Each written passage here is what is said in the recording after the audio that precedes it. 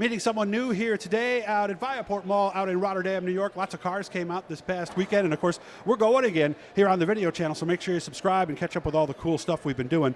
Rich Christman, 39 years old, ran modifieds last year, was in Sportsman in 2019. He had moved up from XLs, you know, the 600 modifieds like they run down in Southern Tier in northern Pennsylvania, did karts on and off ever since he was a kid for 30-some years, basically. He's joining us here today. Mr. Christman, how we doing? Doing great. And you can pull the mask down now. And sure. I'll make sure I show everybody here that we're not on top of him. He is almost a mile away from us at this point. So okay. One of the nice things is we get a chance to see some race cars. What do you think today? Oh, it's a great show. A lot of nice cars here. Good variety of cars. They got 4 cylinders and street stocks and sportsman cars and modifieds. Cars look great. How about yours? How does yours look right now?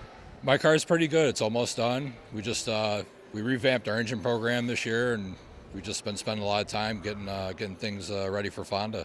Revamped or switched builders? Which? Switch builders. Okay. Yep. We purchased a couple John Grant big blocks to try to run a little bit better at Fonda.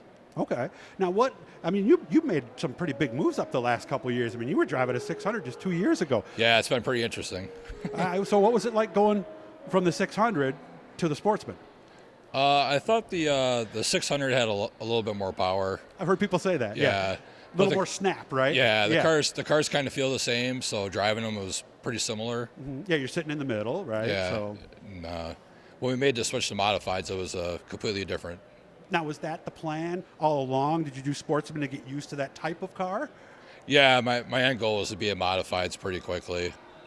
And the Sportsman's allowed us to save a little bit of money so we could put it towards the modified the next year, and it all worked out. Yeah, and then get all the parts and the spare gears and all that stuff, right? Yeah, yep. People think you just buy a car and roll it off the trailer, but No, that's not the case. No, there's a lot that goes into it.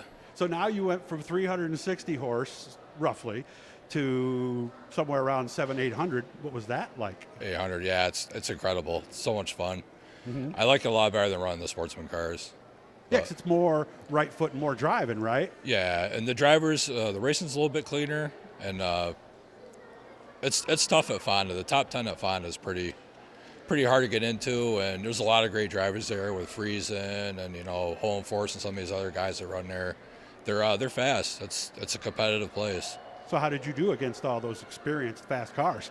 Well, with my limited experience, we thought that we could put a car together where we could get into the top 15 by the end of the year. Mm-hmm. And we ran as high as 12th one night, and we were really happy at the end of the year to be where we were. And we just looked to build on that for next year. Yeah, because considering your experience and the fact that you were racing karts just 3 years ago, for you to be knocking on the door at a top 10 in a modified race at Fonda, that had to exceed expectations. Yeah, we were really pleased. Not satisfied, but pleased. Well, yeah. Yeah, you always want to be better. It's those little victories, right? Yeah, yep. Did you win a heat yet? No. Okay. No, not yet. Okay. But we're close. We went down to Thunder last year when Fonda was shut down, and we got to work with Dig Race Products down there, and we picked up a lot of speed, and we learned quite a bit. We took that back to Fonda, and that's really where we improved. Well, that's an interesting place, isn't it? Thunder's interesting, yeah. I like track I know gets faster as the night goes on, right? Yeah, it's pretty slippery and slimy to start, but then towards the end of the night, the track's got a lot of bite, and it's fast. Yeah, it throws people off. They ask the regulars what's going to happen. They tell them it's going to get faster. They're like, come on, you're just lying to me because you don't want me to run well. No, but that's how it goes. The way that it is. Yep. Couldn't help but notice we're rocking the Schaefer Racing oil hat, so you deal with Tim Evans over there at Schaefer's?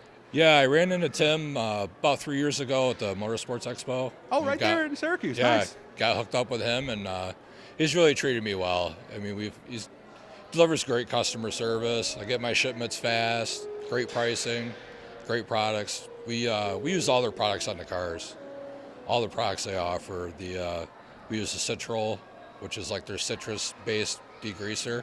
Works really good. They got a Molly Lube we use on our Heims, which I think works better than WD-40. It keeps the dirt out of the Heims and makes them last longer. And of course, we use their engine oil in all of our engines, the rear end oil. Just great products. So many people are so anxious, or so, what's the word I'm looking for? They don't want to switch once they're used to something. Why would somebody want to switch? What would you say to somebody who's maybe thinking, maybe I do want to try something different this year? Schaefer's a family-owned business. They've been in business since the mid-1800s. To keep a company around that long, they're providing a pretty good product. Mm-hmm. That's how I looked at it. Yeah, And, American company too, yeah. and all that stuff. So, And I would talk to Tim, and Tim, what do you think we should have for this? What should we do for that? And he just recommended the products for us, and so far everything's been great. And I talk to a lot of people, especially like people with chassis and stuff, and sure, a lot of them are the same, and like racing oils can almost be like a sneaker. You buy what's comfortable. But what makes the difference a lot of times is what you're saying. It's having that person to talk to rather than just a website where you load up a cart.